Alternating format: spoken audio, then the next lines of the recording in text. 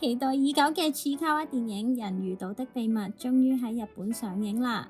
首日票房已經有9.9億日元，成為日本電影史上首日票房嘅第7位啊！世界各地都陸續開始準備上映啦。呢條片呢，就想喺大家入場睇之前，零劇透咁樣分享幾件睇電影之前要知道嘅事，希望可以幫到大家更加 enjoy 呢套戲啊！開始之前記得訂閱、留言同埋 like 支持呢個 channel 啊！首先大家要知道咧，同埋做好心理準備嘅係呢套戲咧，並唔係人人都會笑住走返出戲院嘅輕鬆可愛小品嚟㗎。雖然日本同香港都冇年齡限制，但係喺台灣咧就係被列為保護級，即係6歲以下嘅兒童咧係唔可以入場睇嘅。個人認為咧話佢係恐怖片就太過誇張。但係咧，的確係有一啲恐怖嘅氣氛啦，同埋幾沉重嘅，同埋有唔少值得深思嘅內容啦。有唔少日本嘅影評人形容呢個電影係心理恐怖，即係並唔係血腥啊鬼片嗰種恐怖，而係睇完之後越諗，心理上越有負擔嗰種啦。第二咧就係完全冇睇過漫畫甚至動畫，唔知劇情，使唔使做定功課先入場呢？呢度咧，老師自己咧都喺上畫之前啊畫咗個漫畫，提到其實冇咩特別需要重溫嘅劇情，除咗主角3人咧係食過超級辣嘅鬼咖喱之外，咁另外咧老師都好貼心啦，喺同一篇漫畫入面咧就住電影劇情說明咗每一個角色嘅特色嘅，例如烏沙基咧就係精力旺盛啦，海賊咧就係好強，大家嚮往嘅存在啦，小白咧就係為咗變強努力特訓中。而次卡哇咧就係當時仍然溫緊5級嘅除草試嘅，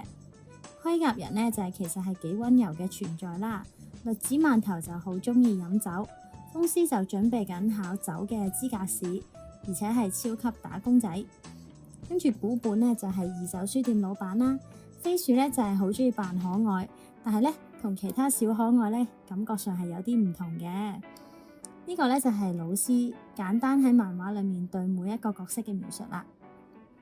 而鬼咖喱篇呢，其實動畫已經喺2月播出咗噶啦。劇情係講咧，烏沙基有一日帶小白同埋黐仔去一間神秘嘅咖喱店，menu 上面只係得一樣嘢，就係鬼咖喱，3個人一人一碟啊。結果一擺入口就知中伏，超級辣，最食得辣嘅烏沙基咧都食到反晒白眼啦。最後咧，平時都食唔到辣嘅 Chi 就已經失去咗意識，由兔兔同埋小白幫手食埋佢。最後咧，老闆仲幫3個一齊影合照紀念添啊！另外想補充嘅係咧，電影主題曲佢豬豬咧係對鞋刮腳嘅意思啊！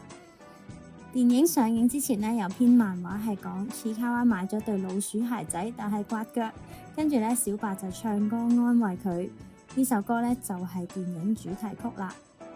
歌詞嘅意思咧，其實大概就係對鞋刮腳，但係就算痛咧，都要繼續向前行，永遠唔好放棄。歌名咧雖然好似唔係好關事啊，但係歌詞同埋劇情入面黐仔嘅心路歷程其實係 match 㗎。而第3部分咧，我想分享嘅就係咧一啲套戲裡面會出現嘅日文，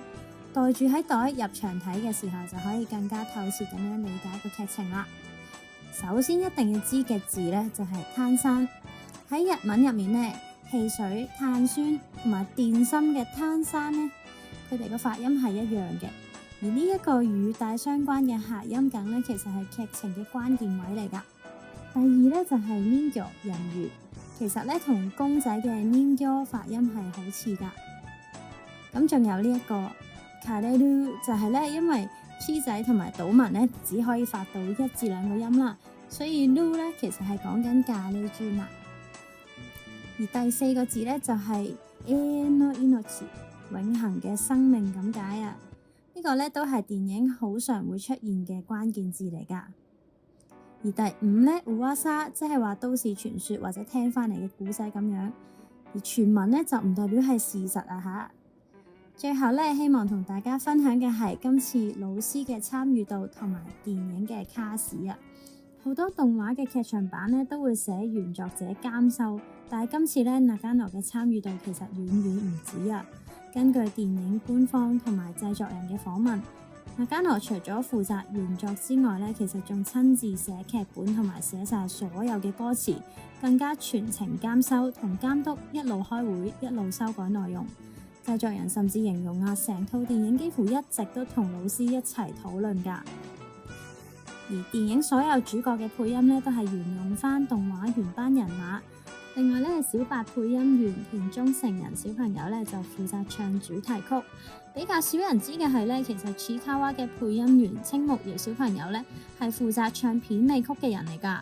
所以今次音樂方面其實放咗好多心機㗎。至於今次菜蓮嘅歌聲咧，亦都係成套戲裡面其中一個重要嘅元素，係由 Suzuki Minori 配音嘅。如果大家未聽過咧，佢其實唔止係聲優嚟㗎。2015年17歲嘅時候參加超時空要塞歌姬選拔，由大概8000個參加者入面奪冠，之後咧做咗主角兼歌手。近年咧仲配過 Pokemon 地平線嘅女主角，所以製作組咧揾一位真正係以唱歌見稱嘅聲優演繹，用歌聲作為武器嘅菜蓮，其實呢個選角本身已經好有心思㗎啦。而電影嘅監督咧係及川啟，最廣為動畫觀眾認識嘅代表作咧就係包括賽馬娘系列。佢喺訪問入面透露咧，今次希望觀眾睇完之後會有一種自己都去咗人魚島旅行嘅感覺啊。所以今次電影同埋動畫最大分別其實係美術同埋音樂。動畫大家都有睇開就知道啦，背景通常係比較簡單啦，比較平面一啲。但係咧電影版嘅島嶼、森林、瀑布、洞穴、海底，全部都係以電影規格去設計嘅。呢一個咧就係監督想做到嘅 real， 同時咧都保留此卡哇佢哋嘅原貌同埋可愛。最後咧都想分享下自己睇完嘅少少心得啊。作為一早睇過漫畫嘅人，就算知道劇情都好啦，有啲位咧依然係會比想像中心寒同埋心痛㗎。雖然咧有人會覺得有啲位節奏比較慢，但係咧個人覺得節奏最慢嘅地方先係最令人感受到黐仔當時面對嘅內心掙扎啊。另外咧，島二郎呢個角色喺漫畫入面已經幾受日本讀者歡迎㗎啦。電影化之後咧，更加立體咁樣感受到佢有幾強啊，應該會收穫到唔少新 fans 嘅。最後咧，電影嘅美術真係令套戲加咗唔少分啦，尤其是係套有好多戲份呢，喺美術效果嘅加持之下，就更加有 feel 同埋搞笑。至於套戲嘅每首歌，歌詞都係有深層嘅意思嘅。嚟緊呢，等大家都差唔多睇晒，我就會再出片分析劇情同埋歌詞噶啦。希望大家呢個暑假盡情 enjoy 呢套戲同埋海量嘅聯乘活動啦〜